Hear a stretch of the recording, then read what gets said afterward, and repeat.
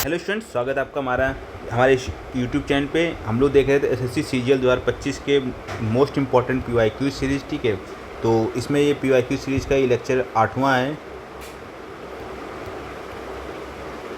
तो चलिए देखते हैं, ये एसएससी सीजीएल 2025 में पूछे गए प्रश्न हैं सारे, और कुछ प्रश्न हैं कि वो हर शिफ्ट में ही रिपीट हो रहे थे। तो आपको बहुत ज़्यादा अच्छी तरह से प्रैक्टिस करके जानी है इसकी, ताकि आपको 2026 के एग्ज़ाम में दिक्कत ना आए। ठीक है, और उम्मीद है कि आपको इस टाइप क्वेश्चन ज़रूर मिलेंगे। ठीक है, तो कह रहा है कि क्वेश्चन ये कह रहा है कि किसी निश्चित दर पर, ठीक है, 16 से 2/3 प्रतिशत प्रतिवर्ष की दर से 3 वर्षों का जो चक्रवृद्धि ब्याज है,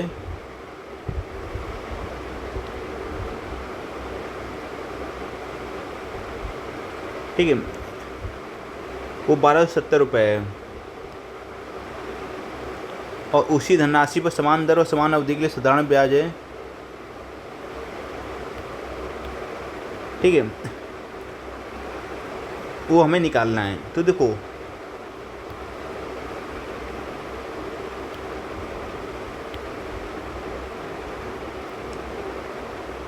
तो 16 से 2/3% को हम लोग क्या लिखते हैं, 1/6। तो हम लोग टोटल जो मूलधन है, ठीक है, प्रिंसिपल है, उसको मान लेंगे 6 का क्यूब, क्योंकि 3 सालों की बात की जा रही है। तो 6 का क्यूब कितना हो जाएगा, 216। ठीक है, अब आपको याद रखना है कि गोल्डन रेशियो क्या होते हैं, इसको साइड में देख लेते हैं।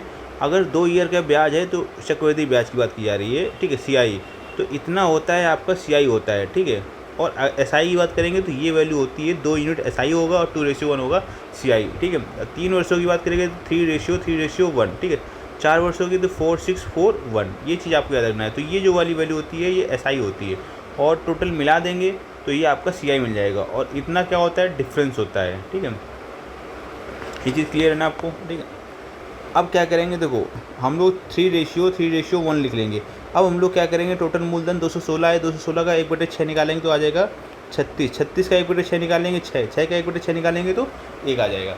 तो जो हमारा सीआई हो जाएगा वो 36 3 का 108 प्लस 6 3 का 18 और प्लस 1, यानी 127 हो जाएगा।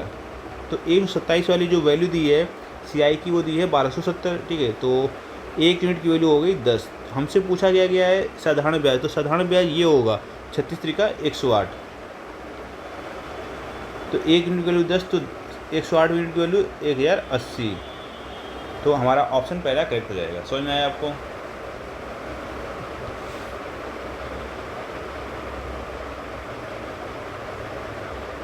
अभी देखो, क्वेश्चन नंबर ये है कि 5 सेंटीमीटर त्रिज्या वाले एक ठोस बेलन में 4 बेलनाकार छेद किए जाते हैं, जिनमें से प्रत्येक की त्रिज्या 1 सेंटीमीटर है और लंबाई पूरी ऊंचाई के बराबर है। निकाला गया आयतन लगभग कितने प्रतिशत होगा। देखो भाई, अब बेलन का आयतन होता है वो πr² होता है। ठीक है, तो r है, यानी 5 का स्क्वायर कितना हो जाएगा, 25। ठीक है, और त्रिज्या 1 है, तो सेकेंड वाले केस में त्रिज्या 1 है, तो इसमें 1 हो जाएगा। लेकिन ये कितने हैं, 4 बेलनाकार छेद किए गए, तो इंटू 4। तो कह रहा है कि कितने प्रतिशत जो निकाला गया, तो 4/25 × 100, तो 16% हमारा आंसर हो जाएगा।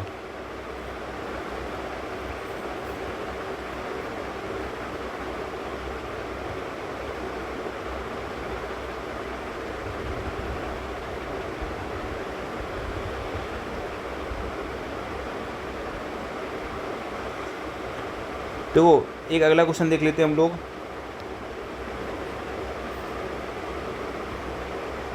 अगला क्वेश्चन क्या कह रहा है कि एक लक्ष्य अभ्यास बोर्ड के भाग के रूप में 3 संकेंद्रित वृत्त बनाए गए हैं। उनके व्यास है, ठीक है, तो ऐसे है और ऐसे है और ये ऐसे है। ठीक है, तो यदि सबसे छोटे वृत्त की परिधि है वो 6 पाई है। ठीक है, बीच वाले हमें पता नहीं है, और बड़े वृत्त की परिधि 14 पाई है। ठीक है, तो कह रहा है बीच वाले वृत्त की, तो बीच वाली वृत्त की जब भी वैल्यू निकालनी होती है तो पहली वाली और आखिरी वाली वैल्यू जोड़ के भाग दे देते हैं 2 से। ठीक है, तो आ जाएगा हमारा 10 पाई। समझ में आया। और एक तरीका ये भी है कि यार आपको ऐसा सोचना है कि ऐसा हम लोग यहाँ पर कौन सा नंबर लें जो इनके बीच का डिफरेंस सेम रहे। तो यहाँ पर 10 ही अगर नंबर लेंगे तभी ऑप्शन चेकिंग करेंगे, तो 10 से ही हमारा डिफरेंस क्या रहेगा, सेम रहेगा। ठीक है, आपको ये करना। आगे देख लेते हैं, क्वेश्चन देख लेते हैं। ठीक है, कह रहा है कि एक शंकु और एक अर्धगोले का आयतन और आधार की त्रिज्या दोनों ही बराबर है। ठीक है, तो शंकु का आयतन होता है 1/3 πr² h, और जो गोले का आयतन होता है 2/3 पाई, इसने बोल रखा है त्रिज्या भी समान है तो पाई आर क्यूब, तो पाई से पाई उड़ा और आर स्क्वायर से एक 2 आर उड़े, तो एच इक्वल टू 2:2 हो जाएगा, तो एच अपॉन आर तो 2:1 आ जाएगा। तो ऑप्शन नंबर हमारा पहला करेक्ट हो जाएगा।